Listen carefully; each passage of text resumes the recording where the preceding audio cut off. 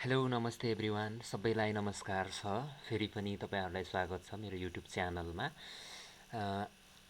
आज हामी चाहिँ इन्जिनियरिङ सर्वेइङ अन्तर्गत क्वेसन 31 देखि 40 सम्मको चाहिँ 31 बाट 40 सम्मको क्वेसनहरुको सोलुसन गर्न गइरहेका छौं डी प्रसादको बुकबाट। यदि तपाईलाई यो भिडियो मन पर्छ भने सब्स्क्राइब गर्न नभुल्नुहोला, लाइक गर्न पनि नभुल्नुहोला यदि मन पर्छ भने, यदि तपाईलाई यो भिडियोबाट फाइदा पुग्छ भने है। Now start 31 क्वेसन नम्बरमा छ but rods are used for measuring भनेको छ। बट रडहरु चाहिँ के मेजर गर्नलाई चाहिँ युज हुन्छ भनेको छ है। बट रड्स भनेको चाहिँ एक प्रकारको रडहरु हुन्। त्यो रडहरु चाहिँ के नाप्नलाई चाहिँ युज हुन्छ भनेको छ। बेसलाइन हो कि टाइ लाइन हो कि अफसेट डिस्टेन्स हो कि अथवा भर्टिकल डिस्टेन्स हो भन्ने कुरा। यसको राइट आन्सर हुन्छ अफसेट डिस्टेन्सहरु मेजर गर्नको लागि चाहिँ के गर्छ ल हामीले बट रडहरु युज गर्ने गर्दछौं है त। यसको चाहिँ एक्सप्लेनेसनमा हेरौं। But rods are similar to the offset distance है। It is used to measure the offset distance. हामीले यो मेजर अफसेट डिस्टेन्स मेजर गर्नको लागि चाहिँ युज गर्छौं भनेको छ। अर्को कुरा it is generally consist of the two laths भनेको दुईवटा ल्याथहरु हुन्छ जसमा चाहिँ each of 1 metre yard 1 metre अथवा 1 यार्ड अथवा 1 मिटरको हुन्छ in length loosely tied together भनेको छ। दुईवटा ल्याथ हुन्छ भन्नुको मतलब अब यहाँ हेर्नुहोस् है, रेन्जिङ रडमा माथि फ्ल्याग हुन्छ, अफसेट रडमा चाहिँ माथि फ्ल्याग हुँदैन है। त्यति फरक हो। यसमा चाहिँ एउटा न्यारो स्लिटहरु चाहिँ यहाँ यसमा चाहिँ हुन्छ भने हाम्रो रेन्जिङ रडमा चाहिँ त्यस्तो हुँदैन है। यसमा चाहिँ दुईवटा ल्याथ हुन्छ भनेको दुईटा खण्ड हुन्छ भनेको है। त्यो चाहिँ यसको बट रडको बारेमा। अनि क्वेसन नम्बर 32 मा छौं। A 30 metre chain was found to be 20 centimetre too long after the chaining 1500 meter. The correct length of the total distance chained will be भनेको छ। यो चाहिँ न्यूमेरिकल अन्तर्गत पर्दछ। यसमा चाहिँ सल्भ गर्नु पर्यो सुरुमा हैन। अब सल्भ गर्दाखेरि यसको आन्सर चाहिँ कुन हुन्छ भन्ने कुरा एकछिनमा आउँछ सल्भ गर्यौं भने हामीले है।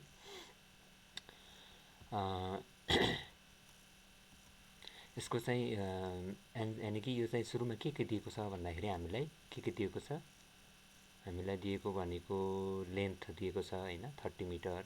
त्यसैगरी अर्को चाहिँ के दिएको छ, इरर दिएको छ 20 सेन्टिमिटर टु लङ भनेको टु लङ हुनु भन्नुको मतलब चाहिँ के हो त भन्दाखेरि यो कुरा याद राख्नुपर्छ दुईटा कुरा है। सब फर्मुला हुन्छ, यो सबै भइहाल्यो। यो सबै दिएको कुरा हो। मेजरमा हामीले ट्रु लेन्थ निकाल्नु पर्ने छ। We know that true length भनेको चाहिँ के हो त L dash by L. L dash भनेको के त भन्दाखेरि लेन्थ प्लस माइनस इरर हो। लेन्थ प्लस माइनस इरर गर्दाखेरि इरर चाहिँ कति हो त भन्दाखेरि इरर निकाल्नको लागि के हुनु पर्यो भन्दाखेरि यसको मिन लिनु पर्यो। मिन लिँदाखेरि 0.0 प्लस यानी कि यो 20 सेन्टिमिटर प्लस 0 होल ओपन 2 हुनु पर्यो भनेको 0.1 इरर आउने भो हैन। अब त्यसपछि ट्रु लेन्थ भनेको चाहिँ के हो त एल ड्याश बाइ एल भनेको चाहिँ एल ड्याश भनेको चाहिँ के हो त इरर पोजिटिभ। हाम्रो यो चाहिँ अहिले प्लस चाहिँ किन लिएको भन्दाखेरि यहाँनेर यो चाहिँ के छ टु लङ भनेको छ है। इफ टु लङ छ भने पोजिटिभ लिने, इफ टु सर्ट छ भने चाहिँ नेगेटिभ लिने यसमा। अनि 30 बाइ अनि मेजरमेन्ट लेन्थले चाहिँ मेजर गरेको लेन्थले गुणन गरिदियो। अनि यो क्याल्कुलेसन गर्दाखेरि 1505 मिटर चाहिँ यसको करेक्ट आन्सर हुने रहेछ है।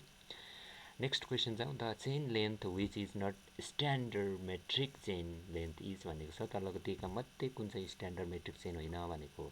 10 मिटरको चेन पनि बजारमा उपलब्ध हुन्छ, 20 मिटर पनि बजारमा उपलब्ध हुन्छ, 30 मिटरको पनि हुन्छ, तर 25 मिटरको चाहिँ हुँदैन।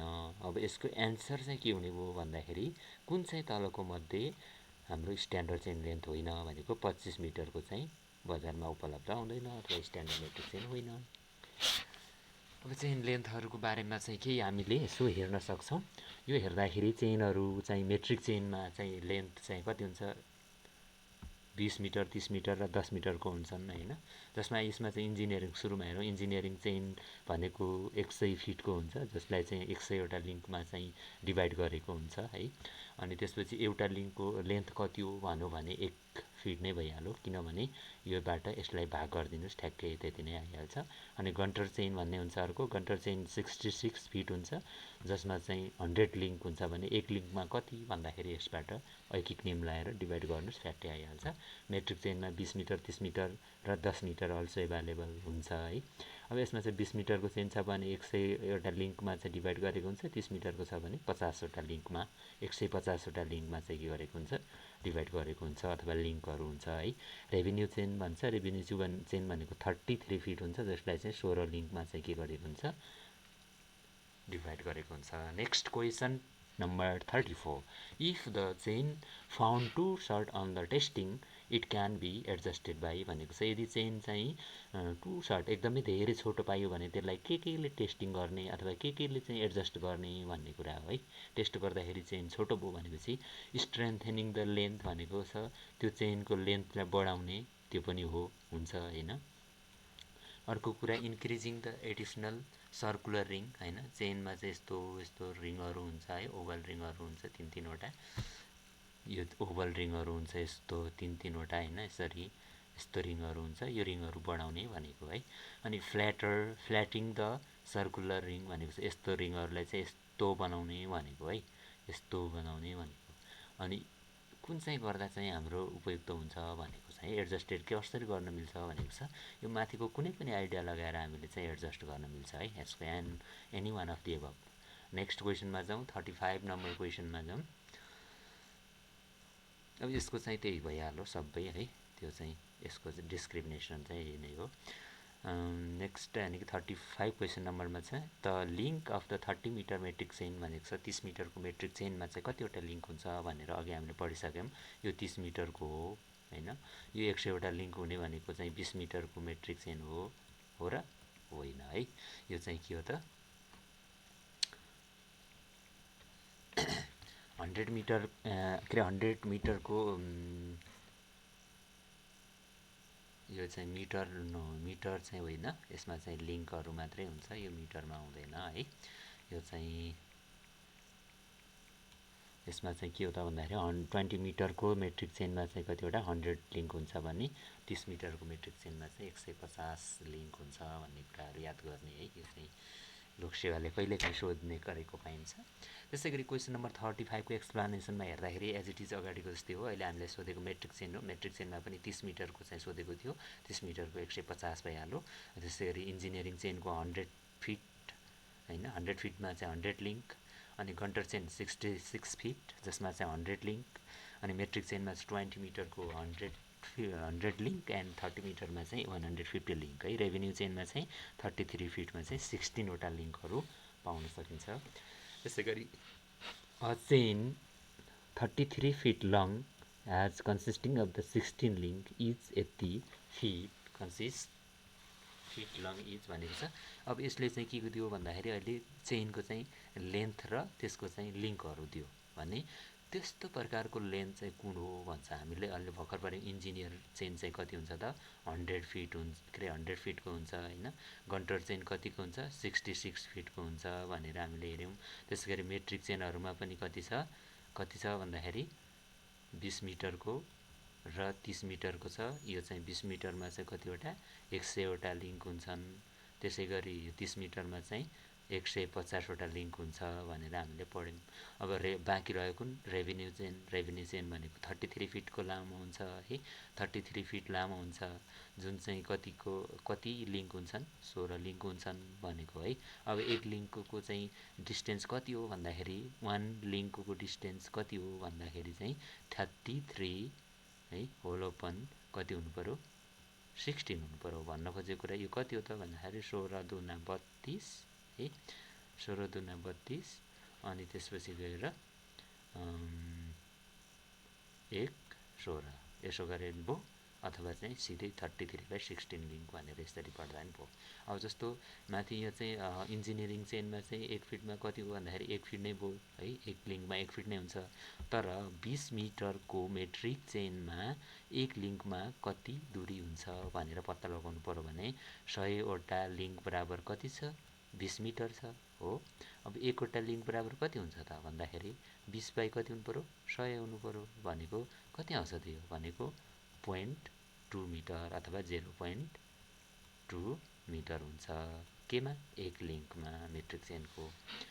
नेक्स्ट क्वेसन 37 नम्बरमा जाउँ है। यो चाहिँ अगाडिकै डिस्टेन्सहरूको यानि कि यो चेनहरूको चाहिँ स्पेसिफिकेसन हो। यो engineering chain, Gunter chain, metric chain र रेभिन्यू चेन यो 33 फिटको हुन्छ, 16 लिङ्क हुन्छ। अहिले सोधेको क्वेसनको एन्सर चाहिँ यो हो।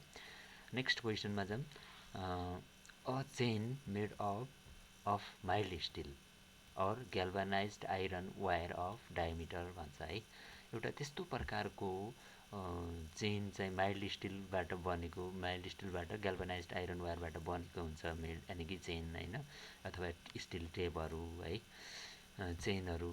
अब यसको चाहिँ डायमिटर कति हुन्छ भनेको, वायरको डायमिटर भनेको अब यहाँ चाहिँ एक्ज्याक्टली भन्दाखेरि यहाँ कुन होला भन्ने कुरो यसो हेर्दाखेरि 5 mm को चाहिँ त्यसको एक्ज्याक्टली डायमिटर हुन्छ। यो चाहिँ स्ट्यान्डर्ड स्पेसिफिकेसनमै दिएको हुन्छ है। अब यसमा चाहिँ के यो अब त्यसमा चाहिँ 4 mm को पनि हामीले भेटाउँछौँ, तर यसमा चाहिँ 5 mm दिएको हुनाले नजिकको थियो भन्नाले है। अब यसको चेनको बारेमा केही हेरौँ है। Handle of the chain is made by brass है, देन इन्क्लुडिङ होल लेन्थ भनेको छ। चेनको ह्यान्डल भनेको ब्रासबाट बनेको हुन्छ, जुन चाहिँ के हुन्छ त होल लेन्थ चाहिँ इन्क्लुड गर्छ भनेको है। Tallies are provided every 5 metre interval in chain भनेको छ। ट्यालिजहरू भनेको बिचबिचमा चाहिँ के हो त भन्दाखेरि यो चेन हुन्छ, यस्तो चेनमा चाहिँ जस्तो 1 मिटर भयो भने एउटा आउँछ होइन, अर्को 2 मिटर भयो भने यस्तो दुईवटा आउला, यस्तो दुईवटा आउला हो, यस्तो टाइपको चाहिँ यसलाई चाहिँ ट्यालिजहरू भन्छौँ हामीले होइन। तिनीहरू 5 मिटरको इन्टरभलमा हुन्छ भनेको है। ह्यान्डल अफ द चेन भनेको ह्यान्डल चेनमा भएको यानि कि यस्तो प्रकारको के हुन्छ, यस्तो हुन्छ होइन, चेनको ह्यान्डल चाहिँ यस्तो हुन्छ, अनि यहाँबाट चाहिँ यस्तो यहाँ एउटा जोइन्ट हुन्छ। यो जोइन्टलाई के भन्छ भन्दाखेरि स्विबल जोइन्ट भनिन्छ। टु प्रोभाइड होइन, यो स्विबल जोइन्ट प्रोभाइड गरेको हुन्छ जसले चाहिँ फ्लेक्सिबिलिटी दिन्छ भनेको है, फ्लेक्सिबिलिटी दिन्छ है त्यो स्विबल जोइन्टले भनेको। नेक्स्टमा 4 mm diameter galvanised zinc mild steel are used for ring भनेको छ। रिङ बनाउनलाई 4 mm को माइल्ड स्टिल। अगाडि चाहिँ क्वेसनमा हामीले हेरेको थियौँ, त्यसमा चाहिँ 5 mm एन्सर थियो, 4 mm थिएन। द्याट्स वाइ चाहिँ के भएको भन्दाखेरि 5 हामीले नजिकको लिएको है। अनि end of the each link bend into a loop भनेको छ। सबैको चाहिँ लुप चाहिँ के हुन्छ त कनेक्टेड, एक आपसमा ओभल रिङ सेपमा चाहिँ कनेक्टेड हुन्छन् है। यस्तो तरिकाको यो चाहिँ के हुन्छ त, यो 3वटा गरी यो अनि लिङ्कहरू यसरी चाहिँ के हुन्छ, 3वटा लिङ्कहरू यस्तो हुन्छ। यसलाई चाहिँ हामीले के भन्छ, ओभल रिङ हुन्छ। र एउटा चाहिँ लिङ्क भनेको चाहिँ कति हो भन्दाखेरि यो बिचको सेन्टरबाट यो बिचको सेन्टरसम्मको ओभललाई चाहिँ यो डिस्टेन्सलाई चाहिँ हामीले के भन्छौँ त 1 लिङ्क हो भनेर चाहिँ चिन्दछौँ है। अनि त्यसै गरी चाहिँ के छ भन्दाखेरि चेन पिन भनेको पनि के हो भने मेड अफ स्टिल। चेन पिनहरू स्टिलकोबाट बनेको हुन्छ, 4 mm को हुन्छ है डायमिटर चाहिँ। लेन्थ भनेको 25 देखि 50 सेन्टिमिटरको हुन्छ। पेग भनेको चाहिँ मेड अफ द वुड है, वुडबाट पनि बनेको हुन्छ। अहिले चाहिँ केबाट पनि पाउँछ भन्दाखेरि अरूबाट पनि बनेको भेटिन्छ, तर नर्मल्ली चाहिँ हामीले वुडबाट चाहिँ बनाउँछौँ, पेग बनाउनु पनि मिल्छ है। यो चाहिँ 25 mm साइड भनेको छ होइन। यो चाहिँ साइडहरू भनेको रेक्ट्याङ्गुलर टाइपको छ भने स्क्वायर टाइपको हुन्छ नर्मल्ली है। यो 25 हुन्छ, यो पनि 25 के हुन्छ त mm नै हुन्छ। अनि लेन्थ भनेको कति हुन्छ त 150 mm को हुन्छ भनेको। यस्तो 150 mm लामो हुन्छ, तल चाहिँ के हुन्छ त यानि कि तिखो बनाएको हुन्छ है।